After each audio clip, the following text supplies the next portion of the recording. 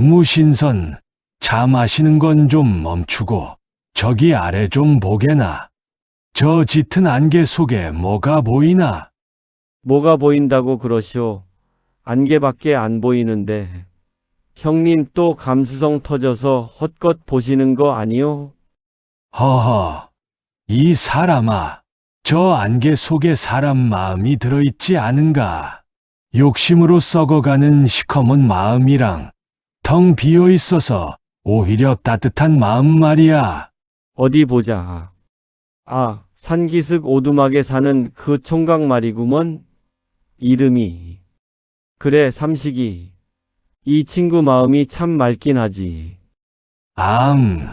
그렇고 말고. 2026년 사람들도 볼 수 있게 오늘은 이 귀한 이야기를 스트리밍 해보세나. 옛날 아주 먼 옛날 구름도 쉬어가고 바람도 길을 잃는다는 깊고 깊은 산골에 삼식이라는 청년이 살고 있었단다. 삼식이는 참으로 성실하고 마음씨가 비단결 같았지만 하늘 아래 기댈 곳 하나 없는 외로운 처지였지. 부모님은 삼식이가 아주 어릴 적에 세상을 떠나셨고 물려받은 것이라곤 산기슭에 위태롭게 서 있는 낡은 초가집 한 채와 낡은 지게 하나가 전부였단다. 삼식이의 하루는 남들보다 훨씬 일찍 시작되었어.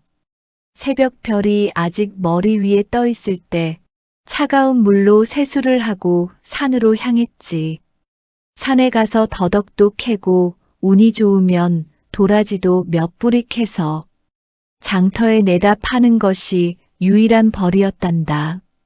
하지만 산이라는 게 어디 그리 쉽게 귀한 것을 내어주니?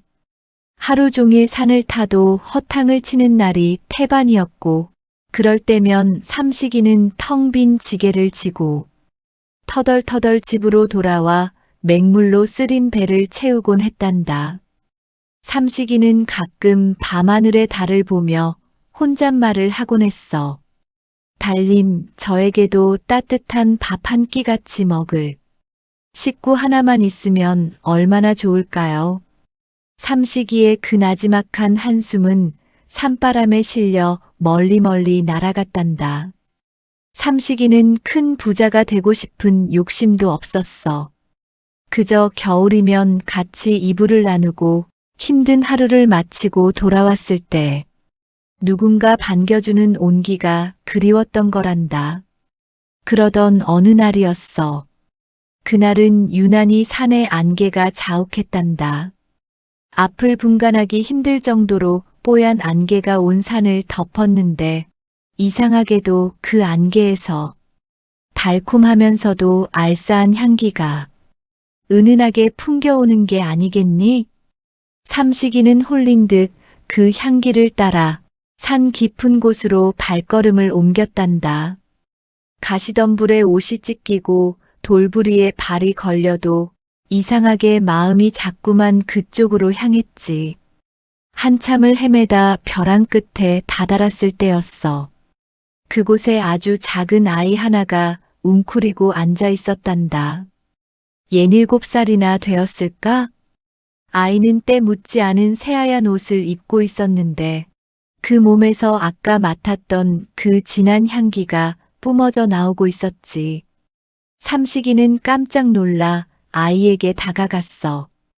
얘야, 이 깊은 산 중에 어찌 혼자 있느냐? 길을 잃은 게냐? 삼식이가 다정한 목소리로 묻자 아이가 천천히 고개를 들었단다. 그런데 그 아이의 눈을 본 삼식이는 가슴이 덜컥 내려앉았어. 아이의 맑은 눈동자가 생기를 잃은 채 안개가 낀 것처럼 희끄무레했거든. 이 가여운 아이는 앞을 보지 못하는 눈먼 아이였던 거야. 아이는 삼식이의 목소리가 들리는 쪽으로 작은 손을 내밀며 바들바들 떨고 있었단다. 그 모습이 어찌나 애처롭던지 삼식이는 자기도 모르게 아이를 덥석 안아 올렸어. 걱정 마라. 내가 여기 있다.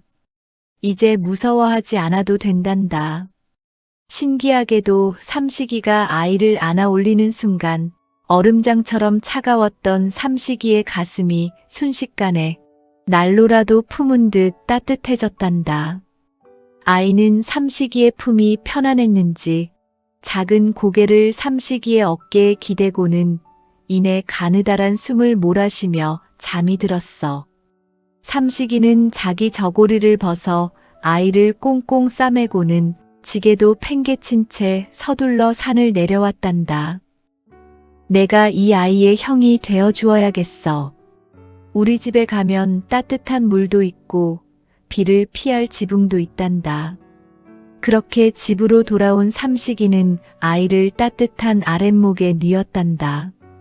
곤히 잠든 아이의 얼굴을 가만히 내려다보던 삼식이는 나지막이 이름을 불러보았어. 내 몸에서 삼향기가 가득하니 이제부터 너를 삼이라고 불러주마. 내 이름이 삼식이니 우리는 이제 정말 형제구나. 삼이야, 우리 삼이. 삼식이는 그날 밤 잠든 삼이의 곁을 지키며 아주 오랜만에 혼자가 아니라는 사실에 가슴이 벅차올랐단다. 밖에서는 밤바람이 거세게 불었지만 삼식이의 작은 초가집 안에는 세상 그 어디보다 포근한 온기가 감돌고 있었지. 그렇게 삼식이가 삼이를 집으로 데려온 지도 어느덧 한 달이 훌쩍 지났단다. 그 사이 믿기지 않는 변화들이 찾아왔지. 가장 먼저 변한 건 바로 삼식이의 마음이었어. 예전에는 해가 지면 차가운 방 안에 눕는 게 고역이었지만 이제는 산에서 내려오는 발걸음이 어찌나 가벼운지 몰랐단다. 집에서 자기를 기다려줄 동생 삼이가 있다는 생각만으로도 가슴 한구석이 솜사탕처럼 달콤해졌거든. 그리고 삼식이는 매일 아침 삼이의 새순물을 데우는 것으로 하루를 시작했단다. 삼이야, 물이 따뜻하니 어서 씻자꾸나. 삼이는 형의 목소리만 들리면 방긋 웃으며 손을 더듬거렸지. 삼식이는 그런 삼이의 작은 손을 잡고 손가락 사이사이를 정성껏 씻겨주었단다. 삼식이는 그런 삼이에게 맛있는 것을 먹이고 싶어 매일 산을 샅샅이 뒤졌어. 자기는 쉰 김치 한 조각에 찬밥을 먹어도 삼이에게는 꿀처럼 달콤한 머루며 산딸기를 가져다 주었지. 삼이는 그 작은 입으로 열매를 오물오물 씹으며 말하곤 했단다. 형아, 이 열매에서 형아 땀 냄새가 나. 형아가 놔주려고 멀리까지 다녀온 거지. 삼이의 그 기특한 말 한마디에 삼식이는 하루의 피로가 눈 녹듯 사라지는 것 같았어. 삼식이는 틈틈이 삼이를 등에 업고 마당을 거닐며 세상 구경을 시켜주곤 했단다. 삼이야, 저기 하늘에는 구름이 둥둥 떠 있고 저 산 너머에는 예쁜 새들이 노래를 한단다. 삼이는 형의 등에 뺨을 비비며 응, 형아. 안 봐도 다 알아. 형아 마음이 햇살처럼 따뜻해서 다 느껴져. 라고 대답했지. 그 따뜻한 마음이 하늘에 닿은 걸까? 삼이가 온 뒤로 마당엔 한겨울에도 꽃향기가 진동했고 캐온 약초들은 산삼보다 귀한 대접을 받게 되었단다. 돈이 생기자 삼식이는 가장 먼저 삼이의 새 옷을 샀어.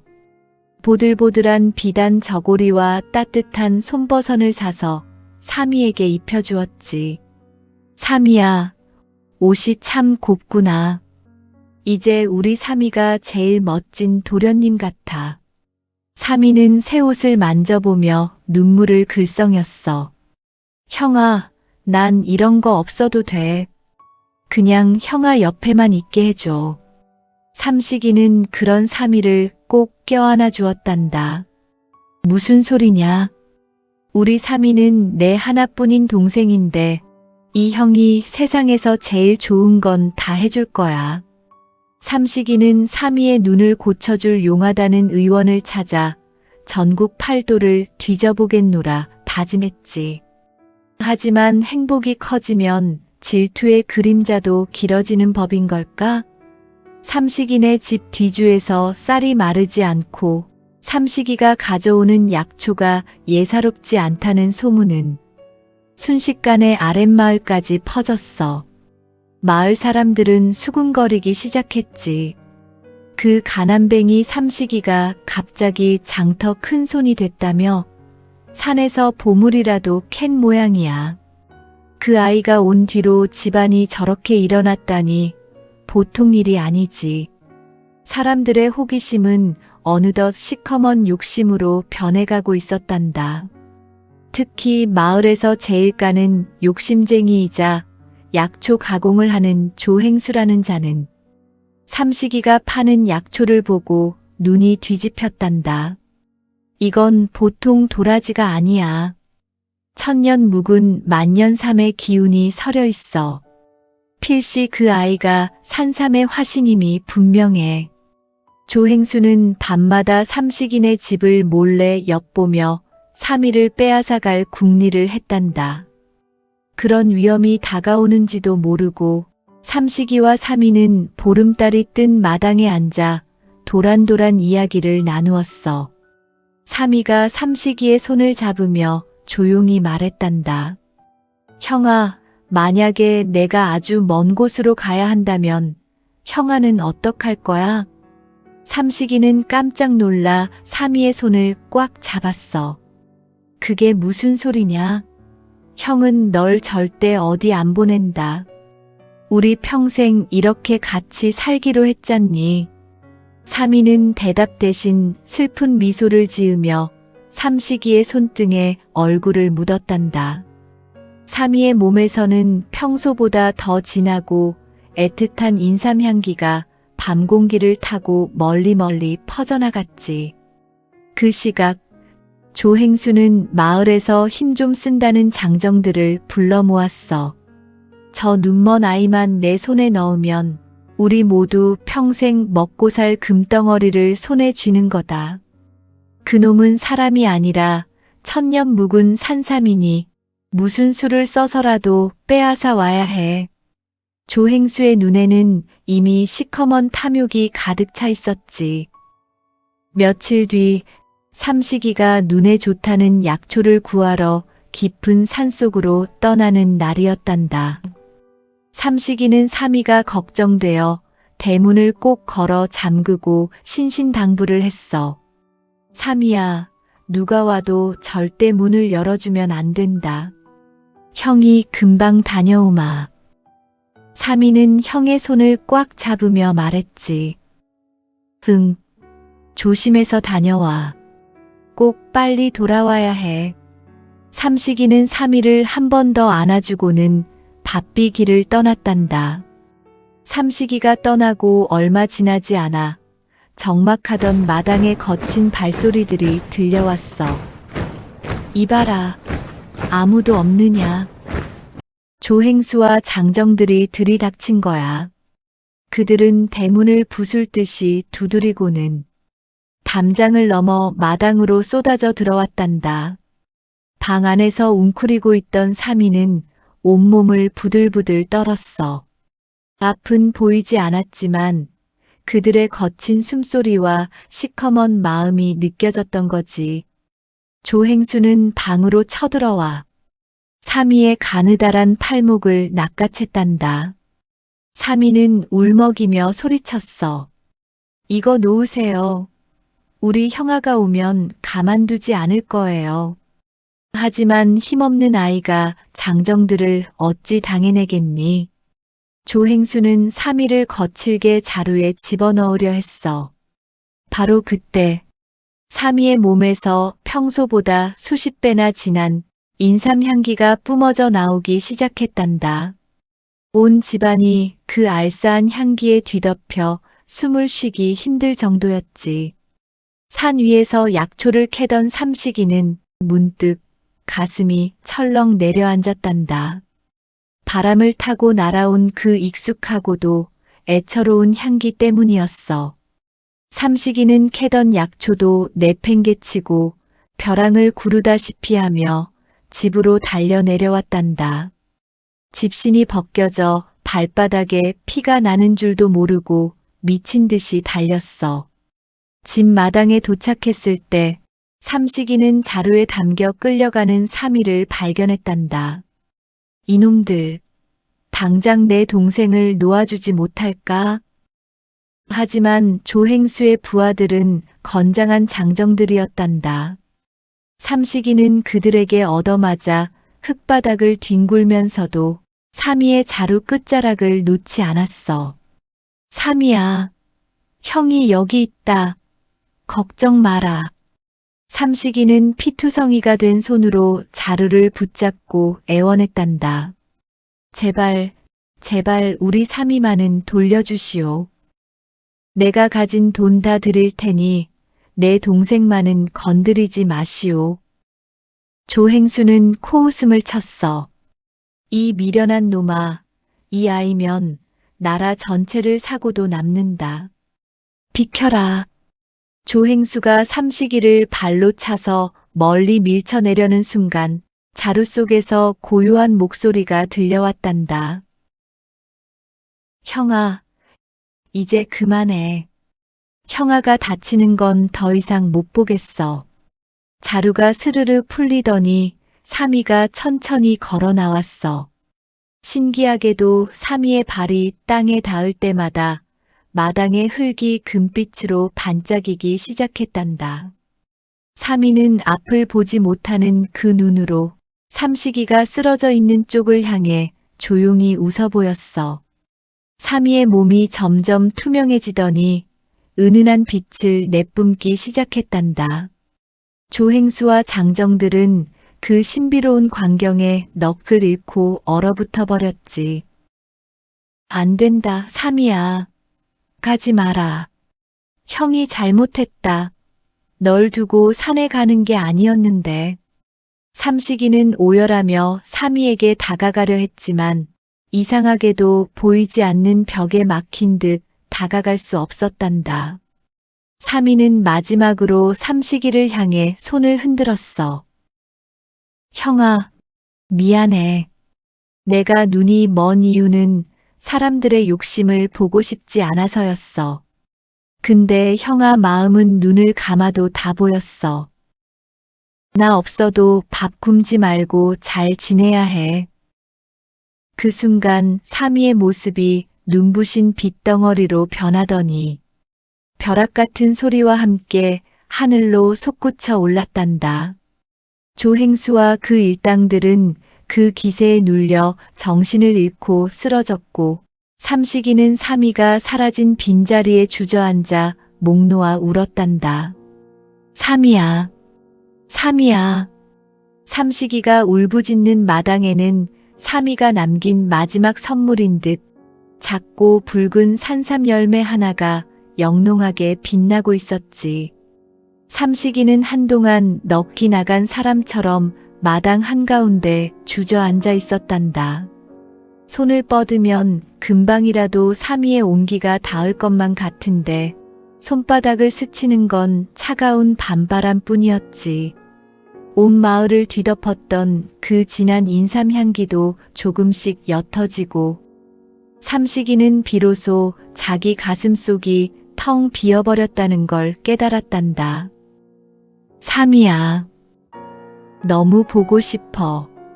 소중한 내 동생, 삼이야.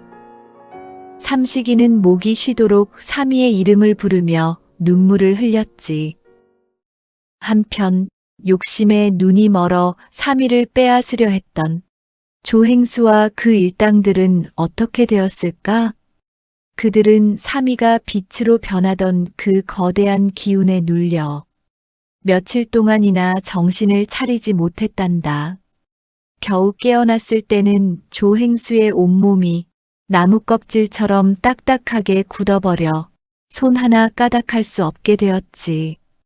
조행수는 그렇게 자기가 탐냈던 그 숲의 그늘 속에서 쓸쓸히 잊혀갔단다. 삼식이는 삼이가 사라진 자리에 남겨진 그 붉고 영롱한 산삼 열매를 소중히 거두었단다. 보통 사람 같으면 그걸 팔아 큰 부자가 되려 했겠지만 삼식이는 그러지 않았어.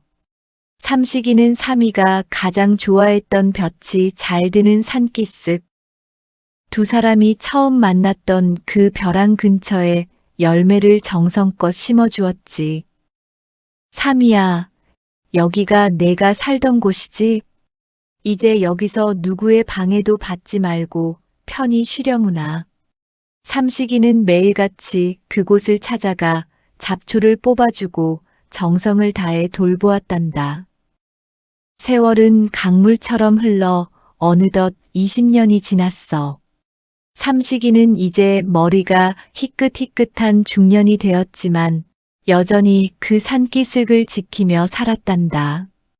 그런데 참으로 신기한 일이 일어났지 뭐니. 삼식이가 열매를 심었던 그 주변으로 세상에서 본 적 없는 귀한 약초들이 구름처럼 피어나기 시작한 거야. 사람들은 그곳을 삼인의 정원이라고 불렀단다. 삼식이는 그 약초들을 캐서 파는 대신 몸이 아픈 이웃과 돈 없는 이웃들에게 아낌없이 나누어 주었어. 삼이가 자기에게 베풀어준 그 따뜻한 기적을 사람들에게 다시 돌려준 셈이지. 삼식이의 집에는 이제 예전 같은 적막함은 없었단다. 삼식이가 도와준 사람들이 가져다 준 음식과 웃음소리가 늘 가득했지. 하지만 삼식이는 혼자 있을 때면 가끔씩 방 한구석을 바라보며 미소 지었단다. 그곳에는 삼이가 덮었던 그 낡은 누비 이불이 여전히 정갈하게 놓여 있었거든. 비록 삼이는 곁에 없었지만 방 안에서는 삼이의 몸에서 나던 그 달콤하고 알싸한 향기가 은은하게 배어 나왔어. 삼식이는 그 향기를 맡으며 삼이가 멀리 있는 게 아니라 항상 자기 곁에서 자기를 지켜주고 있다고 믿었단다. 아주 나이가 많이 든 삼식이가 세상을 떠나던 날이었어. 그날은 삼이를 처음 만났던 날처럼 안개가 뽀얗게 내려앉았지. 삼식이는 편안한 얼굴로 눈을 감으며 나지막이 속삭였단다.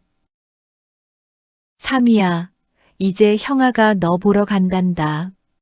그 순간 안개 속에서 한 아이의 웃음소리가 들려오는 듯 했어. 형아, 기다리고 있었어. 삼식이의 마지막 숨결과 함께 온 산에는 천년 만에 한 번 피어난다는 만년삼의 향기가 진동을 했고 삼식이는 그 향기를 타고 그리웠던 동생 삼이의 손을 잡으러 떠났단다. 지금도 안개 낀 날이면 은은한 인삼 향기가 풍겨온다고 해. 그건 아마도 서로를 지극히 아꼈던 삼식이와 삼이의 따뜻한 마음이 아직도 그 산속에 남아있기 때문일 거야. 욕심을 버리고 서로를 가족으로 품었던 두 사람의 이야기는 그렇게 영원히 지지 않는 향기가 되어 우리들 곁에 머물러 있단다. 형님, 내가 졌다. 삼식이는 가난해서 착한 게 아니라 착해서 마음이 안 비어 있었던 거였네. 그렇지. 사람을 진심으로 품으면 그게 기적보다 오래가는 법이야. 삼이 향기가 여기까지 나는 것 같지 않냐? 그러게, 이 데이터는 클라우드 제일 깊은 곳에 넣어둘게. 사람들이 또 욕심 부리느라 길 잃을 때 다시 꺼내주자고. 오케이. 신선 패드 로그아웃.